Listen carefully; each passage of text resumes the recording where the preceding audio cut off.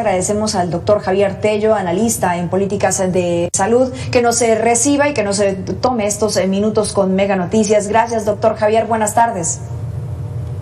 ¿Qué tal? Buenas tardes, Michi. Qué gusto.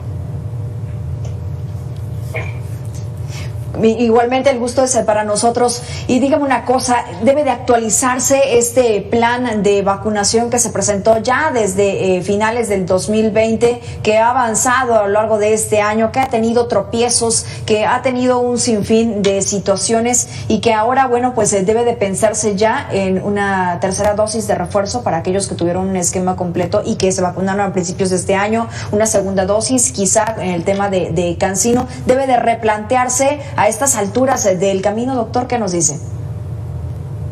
Bueno, sí, por supuesto, por varias razones. La primera es porque no estamos viviendo la misma epidemia que estábamos viviendo cuando se hizo este plan. En ese momento teníamos otras variantes. Hoy vemos que estamos nosotros sujetos a una variante Delta y que ha venido demostrando varias cosas. La primera de ellas es que, como ya se ve en Europa y en muchos lugares de Estados Unidos, esto ya le llaman la pandemia de los no vacunados.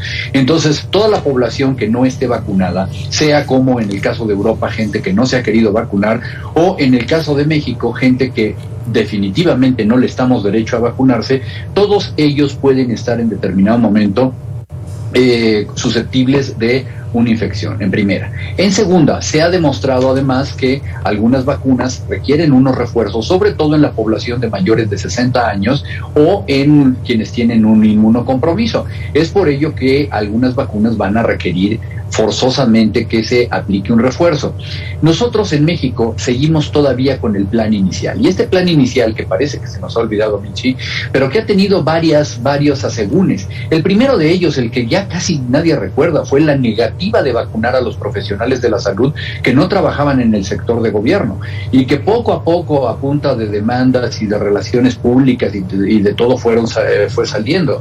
Pero una de las grandes deficiencias que ha tenido este plan de vacunación es que nunca le han dado prioridad a las personas que tienen inmunocompromiso o que tenían otros factores de riesgo. Se fueron por grupos de edad, y bajo ese mismo grupo de edad, cualquier persona que hubiera tenido SIDA o que hubiera tenido una enfermedad oncológica, que estuviera en tratamiento de quimioterapia o alguna enfermedad respiratoria previa, no tuvo acceso antes a la vacuna. Y ahora ya hace algunas semanas que celebramos, porque esa es la palabra, se celebró que habíamos terminado con la vacunación, cosa muy curiosa porque todavía faltan muchos adultos que voluntariamente han decidido vacunarse.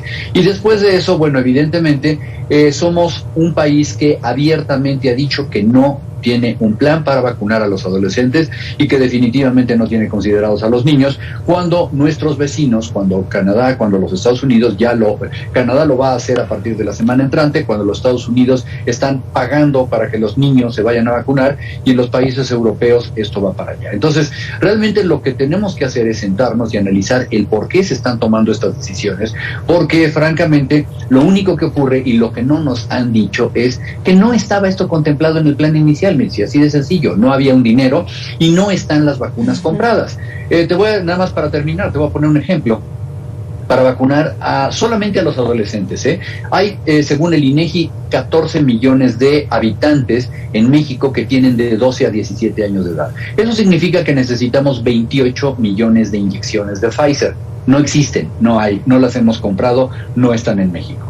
De aquí a que vayamos, negociemos, veamos si hay el presupuesto adecuado, las traigan y todo, van a tardar muchos meses, ¿sí? Aún así, falta un plan muy especial todavía para vacunar a los niños de 5 a 11 años, a los cuales se les ha asignado un tercio de dosis de la vacuna. Pero bueno, es el escenario en donde estamos, y no es normal y no es bueno, sobre todo cuando vemos ya los incrementos de casos y la crisis que ya se está empezando a sentir en Europa.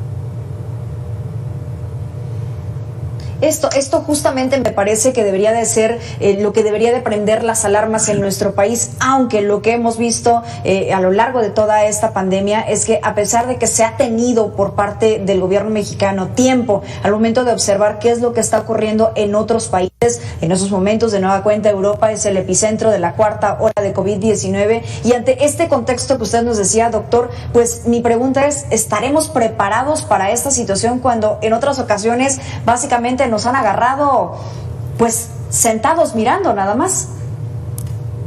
Mira, hay que decir una cosa porque también hay que ser muy objetivo en esto, ¿no? Afortunadamente, la vacunación ha demostrado que previene la enfermedad grave y la muerte. Entonces, muchas de las hospitalizaciones que estamos viendo o que vamos a ver precisamente serán en gente que no ha tenido una vacunación. Dicho sea de paso, si alguien llega con enfermedad grave después de haberse vacunado, es necesario que se revise qué tipo de vacuna era y que se haga un rastreo de farmacovigilancia solamente para saber si hay más casos referentes a ese lote de vacuna, ¿no? Y aquí es donde tenemos un problema, Michi, porque en las vacunas en México, al día de hoy, no nos han demostrado que tengan una trazabilidad. El ejemplo claro son los 20, 12, 30 millones, ese número va cambiando, de dosis de vacunas que están ahí guardadas y no sabemos a dónde van ni cómo, ¿no? Entonces, esta falta de trazabilidad hace que no podamos saber quiénes de los pacientes que seguramente estarán a finales del mes de diciembre internados en los hospitales, porque así es como va a ser la ola, ¿sí? No vamos a poder saber exactamente qué tipo de vacuna tenían si no hay un plan específico para ello.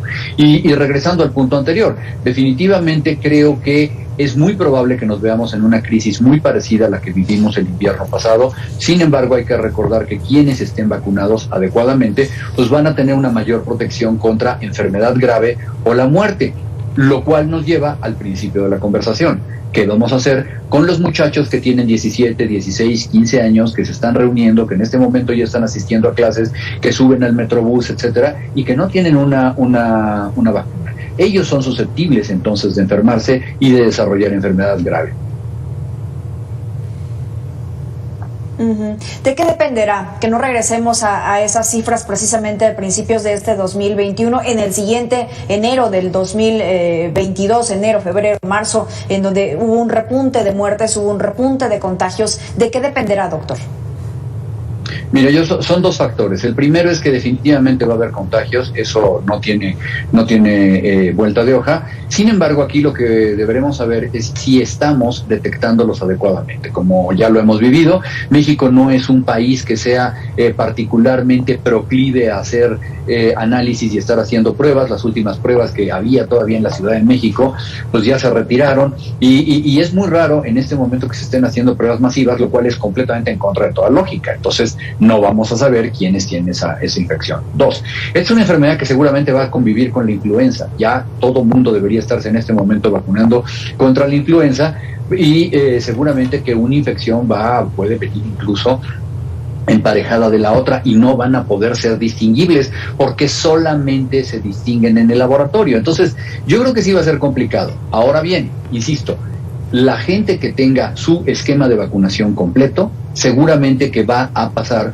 por alguna infección que va a ser más leve, que va a ser tolerable y que no lo va a llevar afortunadamente al hospital. No hay que tirar esto por la borda, la gente debe de seguirse vacunando, la gente tiene que estar al día con la vacunación y eso es lo que nos va a salvar sobre todo de las tasas de mortalidad. La diferencia en que tengamos muchos enfermos y menos cantidad de muertes, que de todos modos los números que tenemos diariamente no son para nada alentadores, pero bueno, para que esto no se dispare, lo único que podemos hacer es mantener las medidas de sana distancia, seguir con el uso del cubrebocas, y las vacunas. Sí, eso podrá marcar la diferencia para que sea un escenario diferente el inicio del próximo año. Doctor Javier Tello, muchas gracias por estar con nosotros en Mega Noticias. Esperemos seguir platicando sobre esto y seguir insistiendo tanto a la población como a las autoridades en lo que pues se debe de replantear en estos momentos. Qué gusto, Michi, que estén muy bien. Hasta luego. Igualmente, buenas tardes. Vamos a hacer una pausa y regresamos con los deportes.